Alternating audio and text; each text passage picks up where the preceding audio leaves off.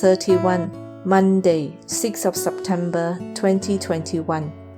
Today's Bible reading, 1 Kings, chapters 11 to 22. Legacies for generations. 1 Kings, chapter 2, verse 2 to 1 Kings, chapter 3. In reading the books of Kings, we get the feeling that we are watching some ancient palace drama series where the plot is repetitive and replete with the rise and fall of successive dynasties. David was a man who pleased God and who was to replace King Saul. Even though David led an imperfect life, he is a godly model for generations to come.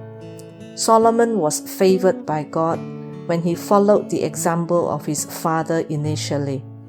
Subsequently, when Solomon turned and followed other gods, he incurred God's wrath. As much as Solomon was favored by God for David's sake, Rehoboam fell out of favor with God because of his father Solomon. 1 Kings chapter 11 verses 10 to 13. While, in principle, a succeeding generation needn't be responsible for the misdeeds of the preceding generation, it is quite obvious here that the predecessors did impact their successors with severe consequences. We observe that the deeds of kings, whether from Judah or Israel, affected the rise or fall of fortunes in their nations. Moreover, the influence these kings exerted on those who came after can be traced directly or indirectly to their own family backgrounds. The Chinese expression for nation is composed of two characters, literally translated as nation home, 国家. Does nation precede home, or vice versa? Truth be told, these two are such complementary entities as they invariably coexist one with the other.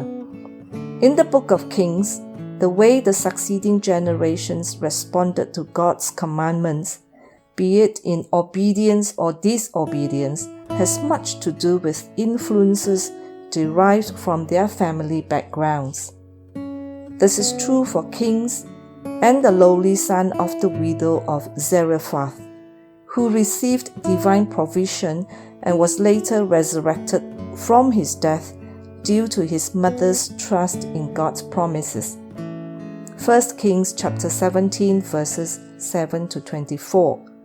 Thus, this bond and legacy linking a preceding generation and the next, somewhat akin to the father-son relationship, be it physical or spiritual, is of utmost importance if we are to honor and obey God's word from generation to generation. Today's prayers. Pray for godly men and women in families, schools, churches and organizations that they would live and walk as role models of Christ-likeness, leading and guiding the young in life and truth, and also for His salvation to reach to the ends of the earth.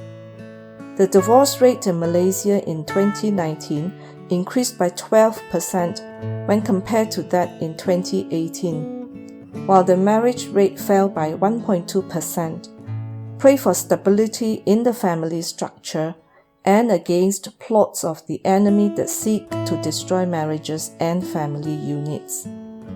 Pray for the Chek Wang, Si Wang groups, which are mainly found in Ruap, Pahang, and places in Johor, Perak, and Selangor, that measurable government plans will help rectify the poverty, underweight, and malnutrition problems, and that they will come to realize Jesus Christ as their bread of life.